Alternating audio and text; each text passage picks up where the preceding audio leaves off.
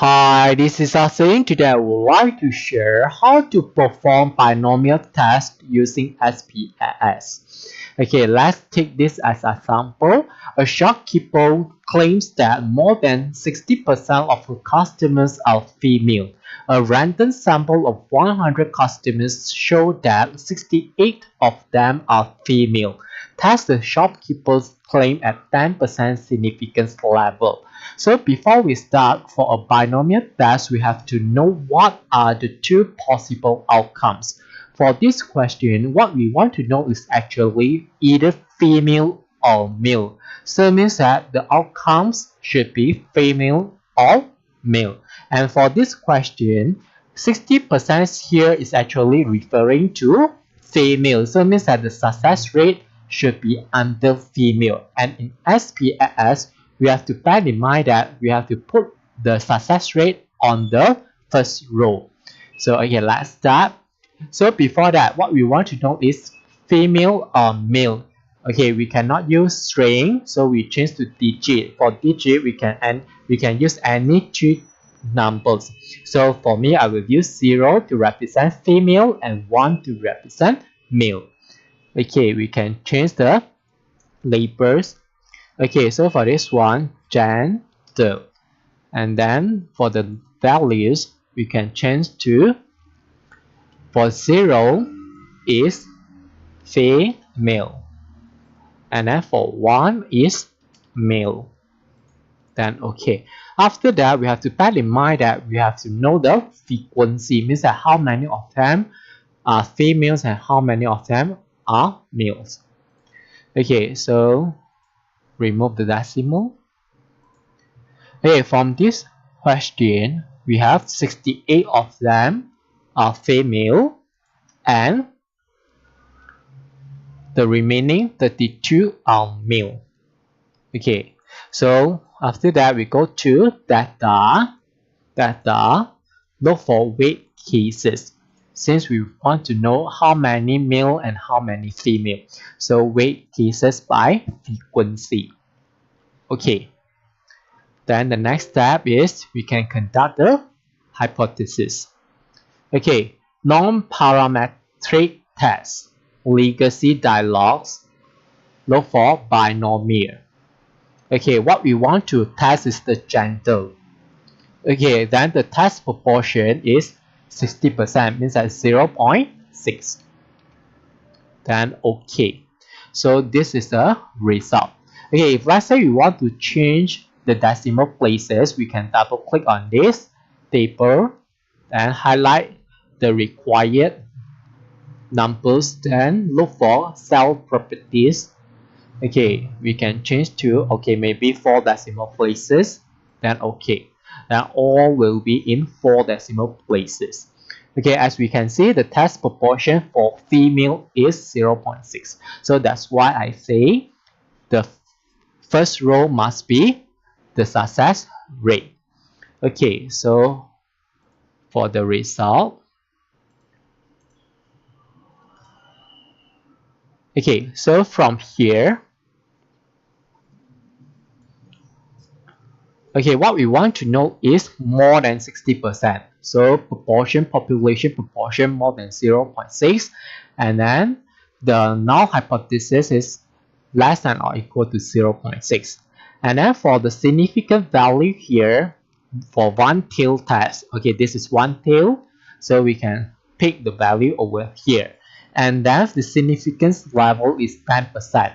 So means that is smaller than the significance value. So that's why we reject. If let's say we reject, means that we have sufficient evidence to say that the claim is true. Okay, this for the alternative hypothesis, population proportion is more than 0.6.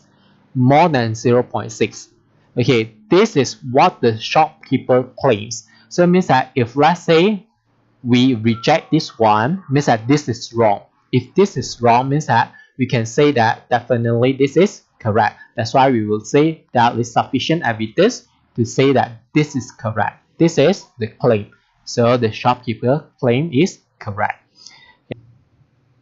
Okay, let's go to the next example. For this example, a shopkeeper claims that less than 4% of his customers were dissatisfied with the products that they bought. A random sample of 100 customers showed that 3 customers were dissatisfied with the products that they bought. Okay, test the shopkeeper's claim at 5% significance level. So we do the same thing. Okay, so what we want here is referring to the dissatisfied. Okay, so means that the success rate is dissatisfied. So the first row 0 for dissatisfied and 1 for satisfied. Okay, so this one let it be the status. Okay, so no decimal, and then the value should be 0 for dissatisfied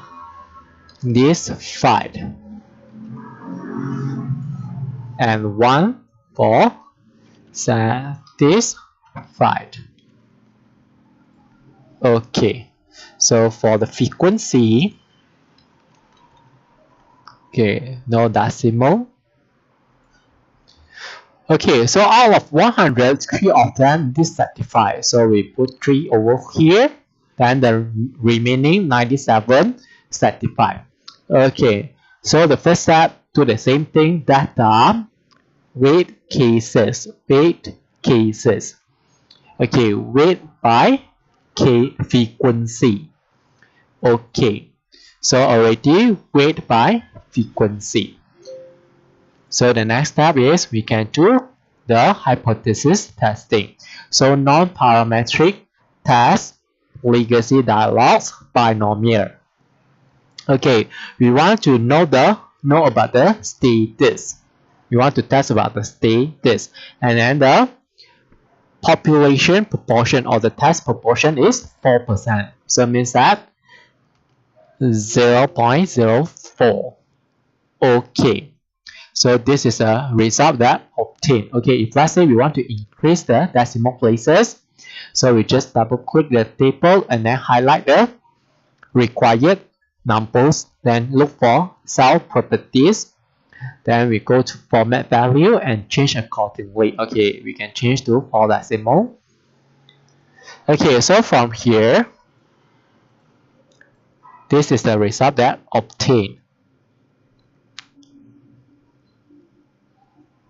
Okay, so what we want to do is less than. So we test for less than. It's a one-tail test. Okay, then the p-value here, 1 tail. So we just copy and then put over here.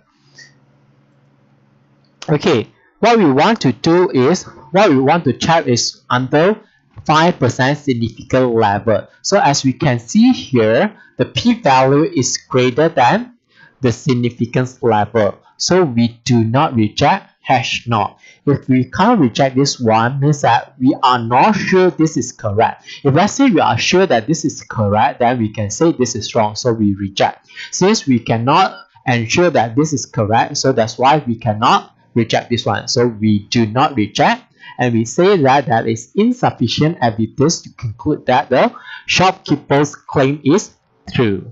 Okay, that's all for today. Thanks for watching. Hope you like this. See you.